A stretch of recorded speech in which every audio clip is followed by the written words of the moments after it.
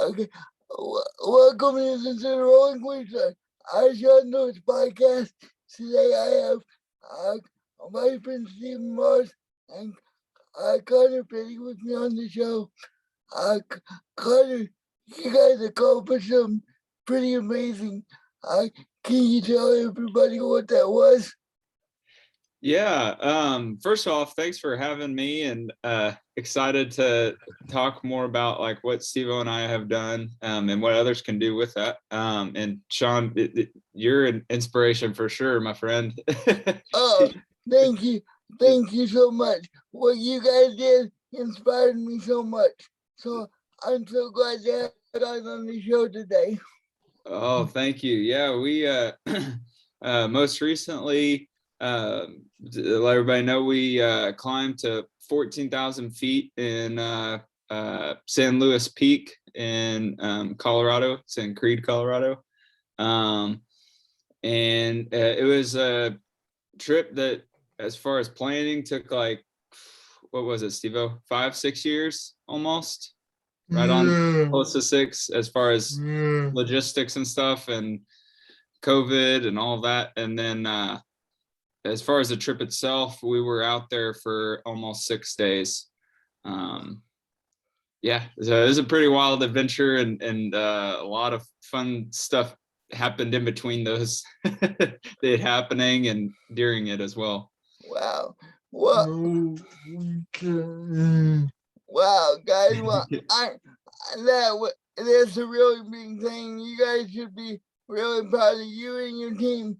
What was the inspiration behind it? Because that's a big thing to undertake. Why did you guys do it? Oh, thanks. Yeah. It kind of started out with, as we were running marathons together, and as you know, have a lot of time to talk and just think and dream, and so we started talking about doing a hiking trip, and experimenting and kind of thinking about what would it look like to have a chair or a harness or something like that. And then I pitched the idea to one of my friends at school that does film and documentaries. And he was like, well, it would be really cool to go to 14,000 feet. And Steve-O and I's first race ever to run together was a full marathon. And so we don't really take it easy. And so we're like, yeah, 14,000 feet sounds good, not really knowing how much that would be and take. I get that because I do amend the stuff and I figure out how to do it later. So I totally get that. Yeah, yes. It's I fun. don't know how to corner, but I'm just not really how much oh no food. He said, I didn't know about Connor, but I really didn't know about how much work it would be. And I didn't either. we kind of jumped in the deep end and figured out to swim on the way. Let's go into that a little bit. What did it take to get all that planned and arranged, and what did you have to do it? Yeah.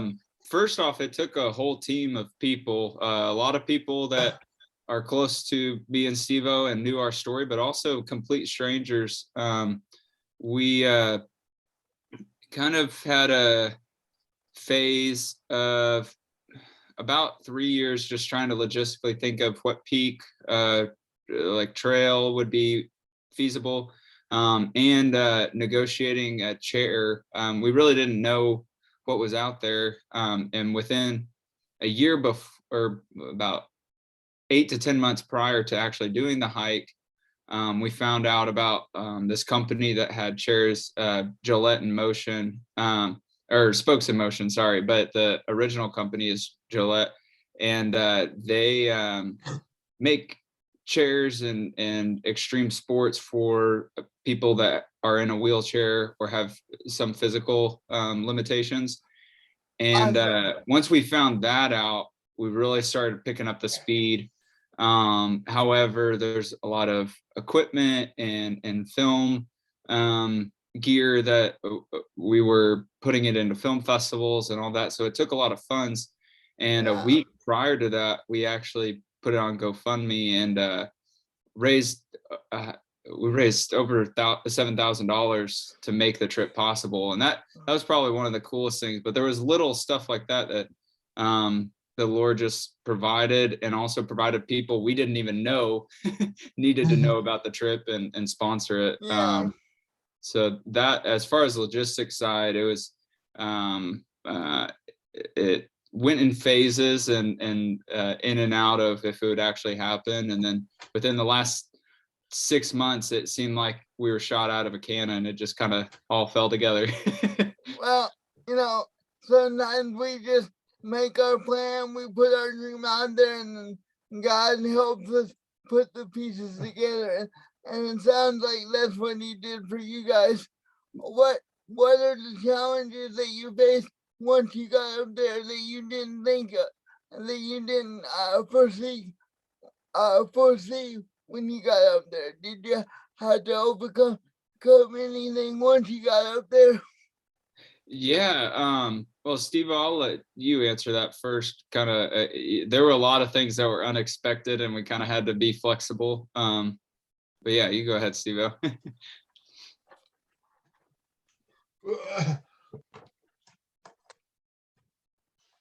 Since we have been failed, I just think I will have to on the bell for yours, and I never knew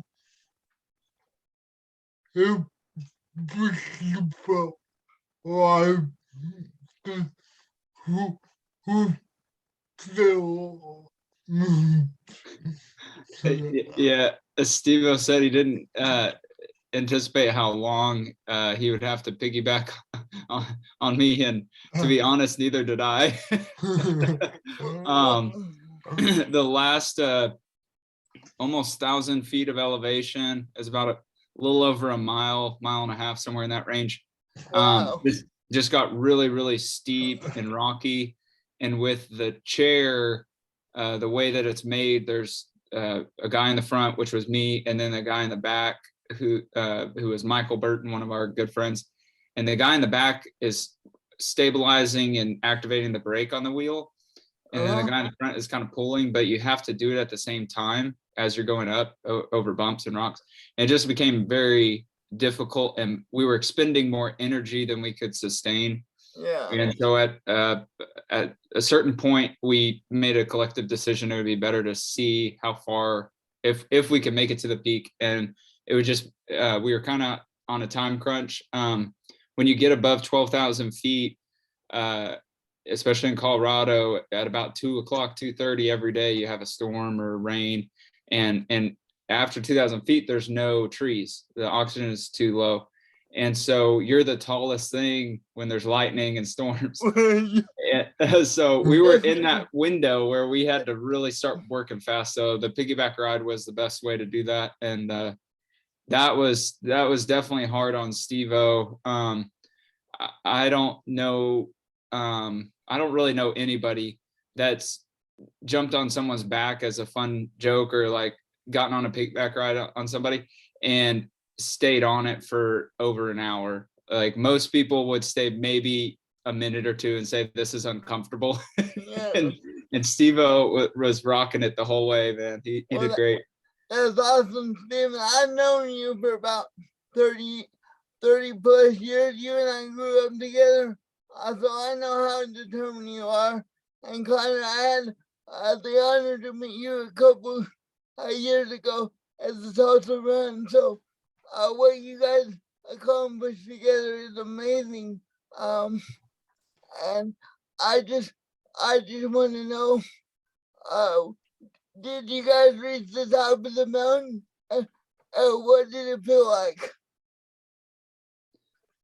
We who the who the food was I imagine Go Oh, ahead. go ahead, Sean. You say you did, and the feeling was amazing. What what did it feel like to you to bring one of your best friends up to the top of the mountain like that?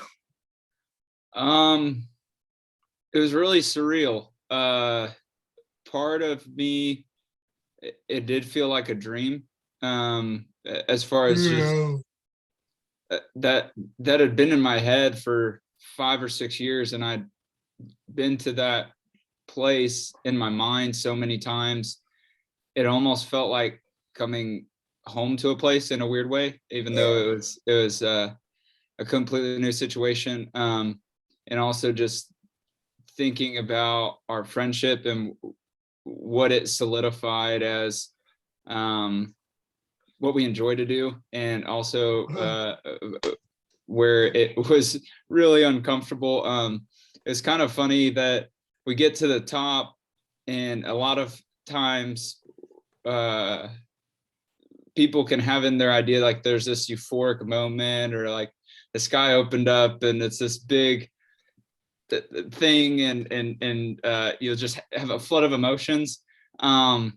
I didn't really feel all of that until we got off, because we got to the top, and it was like a really great experience. But in the back of my mind, I'm thinking we've got to get back down this, and before we get hit by a storm or something. Yeah. So that kind of took away from some of it, but definitely the view and just thinking about what Steve-O was able to do for that was it was another level for sure of anything else we've ever done.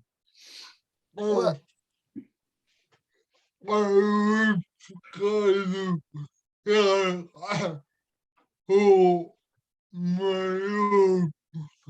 I can't believe I'm up here. yeah. Yeah, just say it like, oh my word, I can't believe I'm up here. Yeah. Yeah. that was one of those things where I was like, okay, where's the bus or the trolley to get us down? Yeah. Yeah, I imagine you're like, okay, who's gonna get us down now? I did all the hard work to get us up here. Me and my team got us all up here. Now who's gonna come get us all down? Exactly. Yeah. Well, on my podcast, I try to inspire people to realize they can do anything they want to do. They just have to go about it a different way. And you guys are the very definition of finding another way. But I know you guys have known each other a long time. Can you talk about how you met each other? Yeah.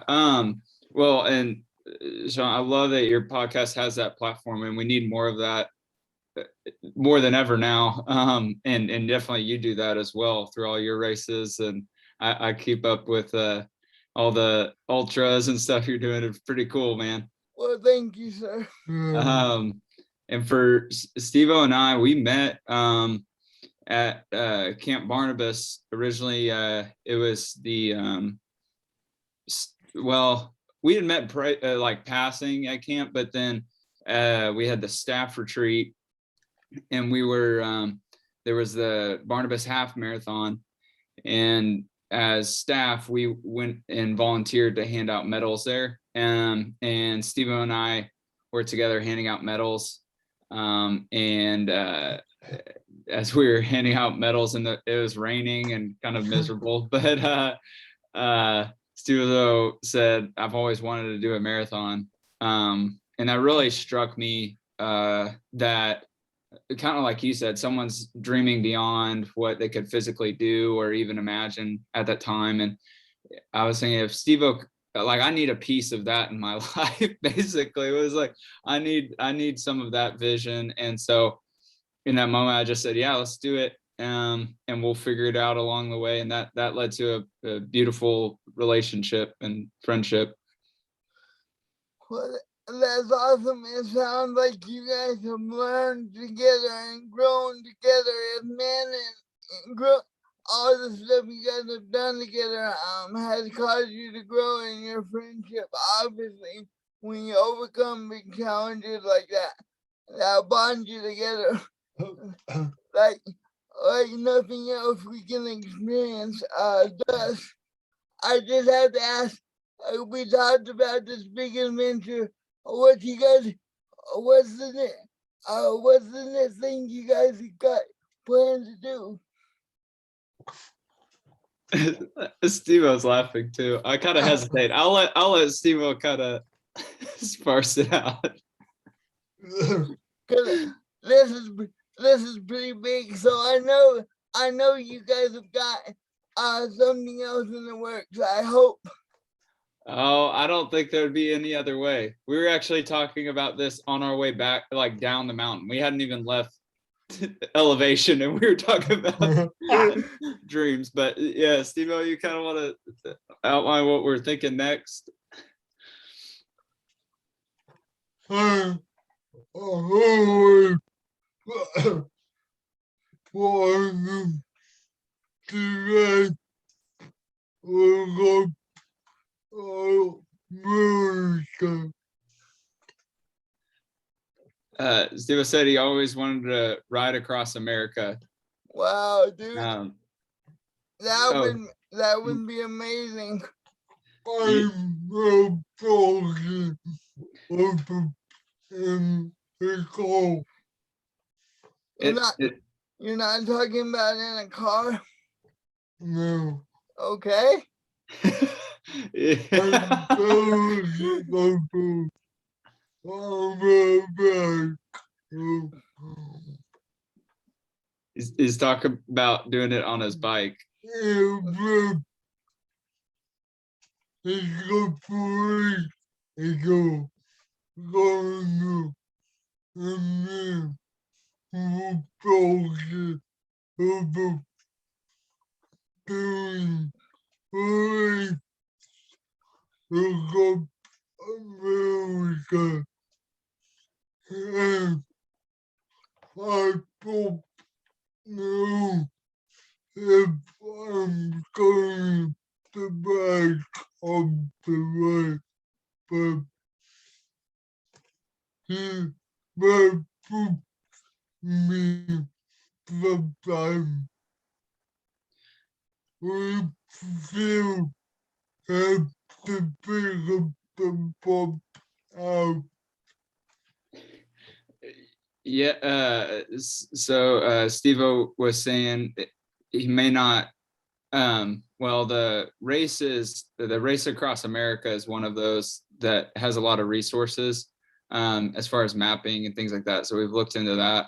But basically a self-propelled journey, if that's like Steve-O was saying, either on his bike or maybe running some. We haven't really figured all those details out, but it would be segmented over a long period of time. But it's kind of like the hike. We really didn't know all the logistics and stuff. But you kind of, like you said at the very beginning, Sean, like you just put these visions out into the universe and into the world and into your friends' heads. And it's amazing what kind of community and people come out to support that and to vicariously live through that journey. And it would be a lot of time for Steve and I to spend talking and dreaming again. So anyway, yeah, we don't know anywhere close to what when that will be, but it's definitely out there for sure. Well, that's awesome. I know.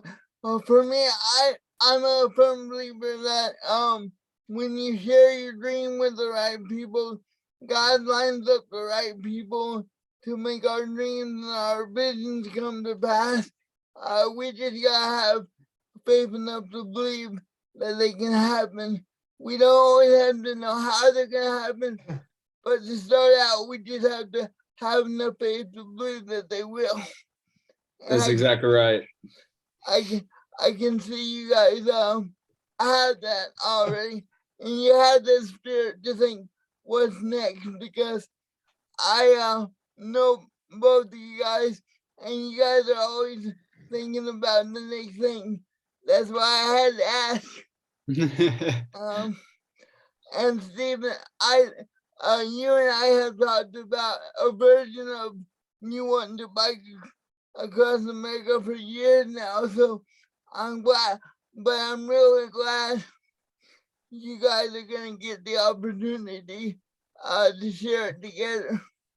Um, um, I have one favor to ask both of you. When you do the next one, we come back and let me interview you for that one. Oh, most definitely. Most definitely. Thank you very much. And Connor, there's one thing I want to ask you. How do you train for something like this? Oh, for me, I break it up into chapters. This specific trip and the hike itself was something unknown to me as far as muscle groups and different exercises. I'm very familiar with endurance races, and running was really easy. So I started out with something that was in my wheelhouse. So I did a Olympic triathlon to kind of get fitness and endurance in there.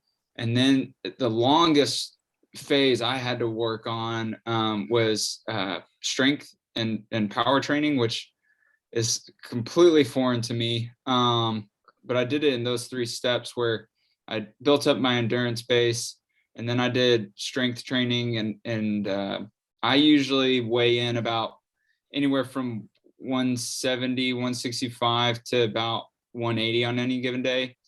And I got up to about 200 pounds and was deadlifting and powerlifting a lot to get the strength for that. Yeah, and that felt too heavy for me. But and then the final phase for me was when you get to that kind of altitude, the oxygen level is pretty low. And so my final phase after I'd gotten the endurance and more of the strength was to increase red blood cell count and recovery. I didn't have altitude to do that. I live in Oklahoma. As y'all know, it's pretty flat. So I had to get kind of creative. I do a breathing exercise. It's called the Wim Hof breathing method, and do some cold exposure just to increase the stress level on my body to then lower heart rate and metabolic rate, so I don't consume as much calories while I'm doing it. And a lot of training with high heart rate and maintaining that for a long period of time helped. So yeah, those were basically the 3 phases that I took this journey into, and it worked out pretty well for the most part. Well, I would say you made it, so that's a good thing. That's right. That's right. Yeah, exactly. I'm very familiar with the Wim Hof method because I read a lot of his work. How did you train to put Steven on your back though? Oh yeah, that's a good question. And kind of some background of myself. I'm a nurse and in a nurse practitioner school, so I always go science based. And I'm sorry if that was a little more detailed than you're wanting. Oh no, that's okay. I'm a very detail oriented guy, and so are my listeners. So that was amazing that you went that deep into it. I appreciate it. Oh, no problem. Yeah, it fascinates me in some of that like sports performance stuff. But yeah, so training for having Steve on my back, I knew at some point Steve-O, we would have to do a piggyback ride at some point. I definitely didn't really anticipate for how long it would be and how steep that part would be. Oh, But I have a camping backpack that I filled a waterproof bag, like you take on canoe trips and stuff. I Yes, filled that sir. with sand and had weights. So I had close to 80 to 90 pounds on my back, and I would hike with that around my neighborhood, which got some Woo! pretty funny looks. But I would do at least a mile or two with that. And then did some running with I had a weighted vest that was close to like 25 pounds that I carried around on myself when I did any type of workouts and things like that, just to get used to load on my back. And it didn't come without injury, that's for sure. But that was kind of the way I got used to having somebody or simulating how Steve-O would be on my Right. when we hiked. Right, because it's not every day someone carries a full-grown man on their back up a mountain. No, and thankfully not every day. So, as you guys are both warriors in my book. I have one last question. How do you feel like it changed your perspective on life doing this together? That's a good question. Steve-O, you want to open with that one, or you want to start with that one? okay. Before we sleep, I just think it was possible because who thought would put them real scary and calm them now and but what you think is impossible. But now they Steve was saying it seemed impossible, and thinking of a person to climb up there like that. There's a lot of things that may seem impossible that aren't in the end. Well, that's awesome. The Bible says all things are possible to those who believe, and I know you guys have a strong faith, so that's what you guys rely on to do this.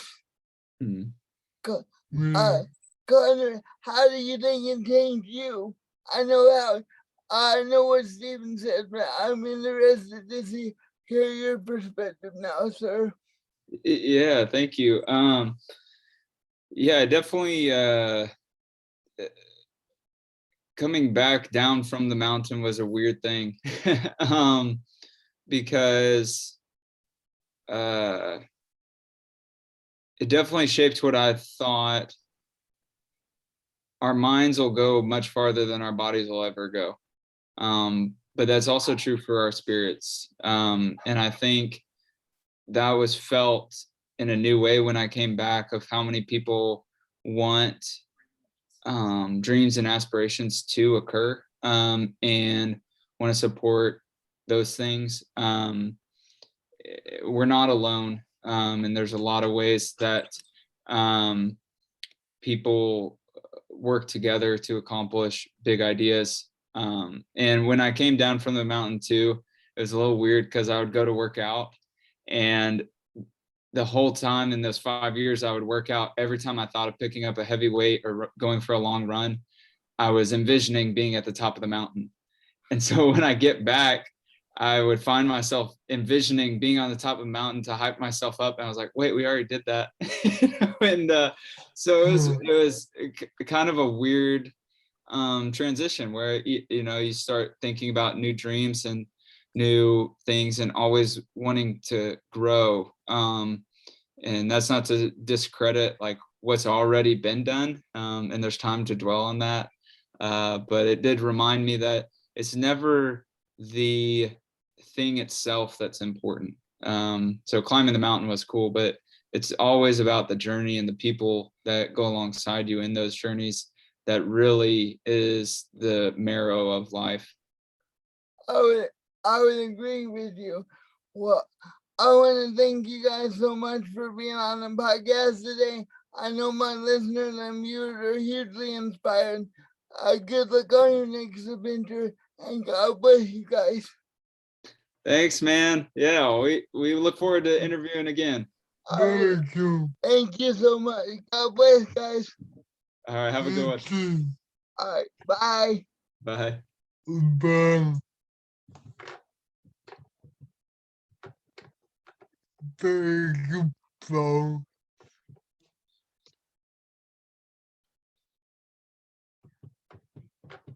Bye.